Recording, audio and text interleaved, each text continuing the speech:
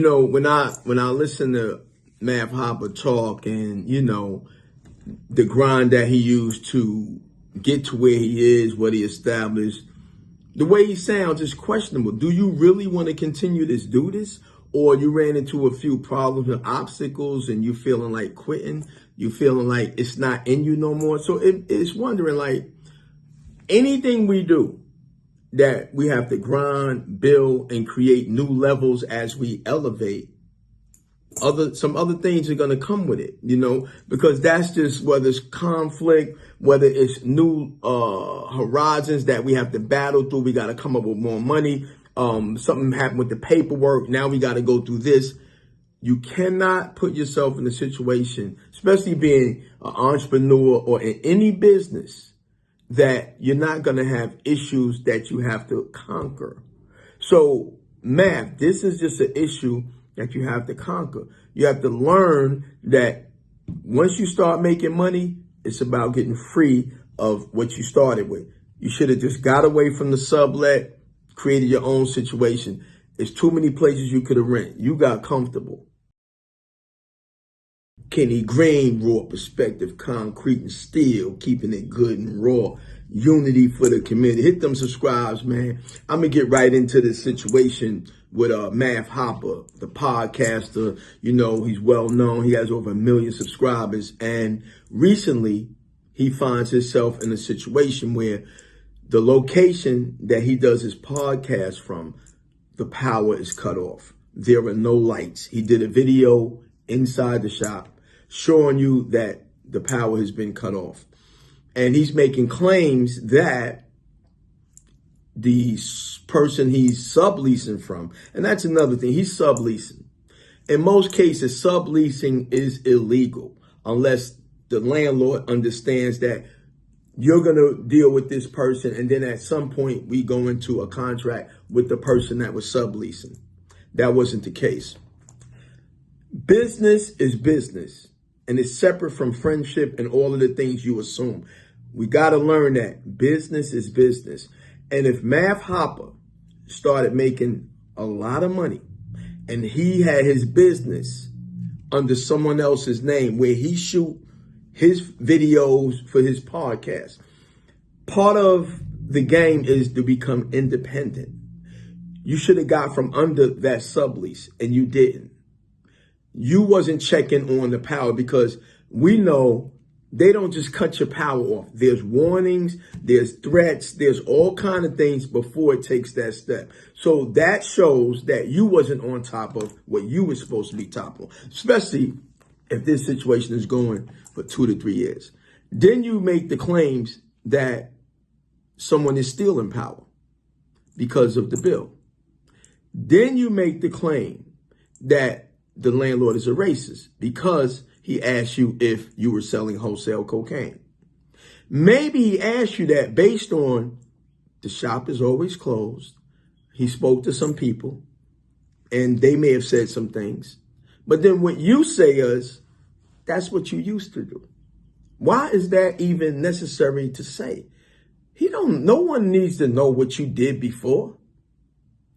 And then you're talking about your daddy wasn't there and all of that. Yo, all y'all 40 years old, look, if daddy wasn't around, at some point you got to get ahead and do what you got to do, because there's enough information, enough mistakes, enough successes that you could follow from and maybe critique yourself and be a better person if daddy wasn't there.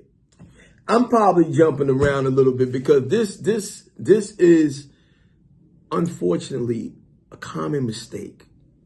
If you are doing business and you're growing your business and you have to maybe deal with someone that holds the paperwork in your business or have to carry the lease, as soon as you start making money, as soon as you get in a stronger position, you get from under them. You get from under them and get your independence, your own lease, even if you have to go to another shop where they will deal with you. You cannot stay under the thumb of someone else when you're trying to be an independent business person. It's just not going to work.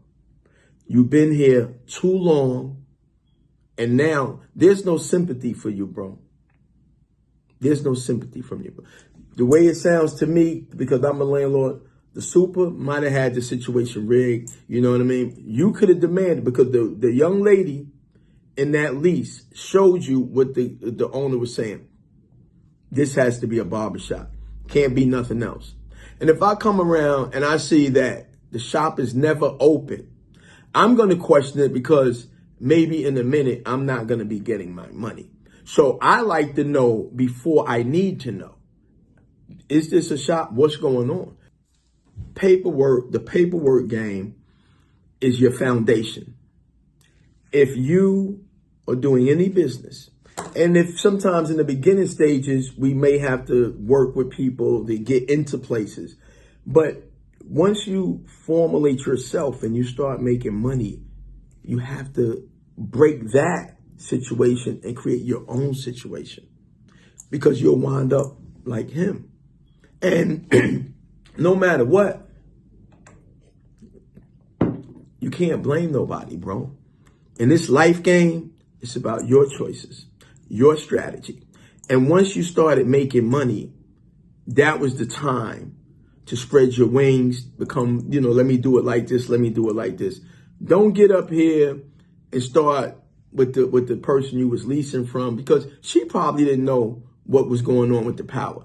You think they want you to be in the shop so they could justify stealing the power? Ignorant. They don't need you in the shop. I don't think the person you were subletting from probably even knew that maybe the super had it rigged. To me, I think the super had it rigged. But at what point did you say, yo, we need to talk to Con Ed or wherever your power company? We need to talk to them, because we need to find out what's going on. I'm not here enough for this bill to be that. You can't ignore it. It's not going to go away. They're going to keep charging.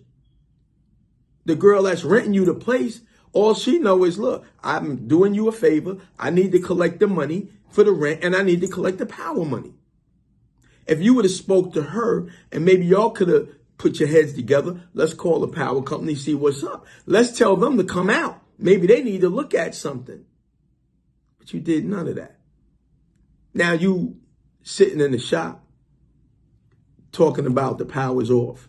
And, look, man, people that handle their business, it don't be about excuses. It be about solutions and finding out what the problem is. Concrete and steel.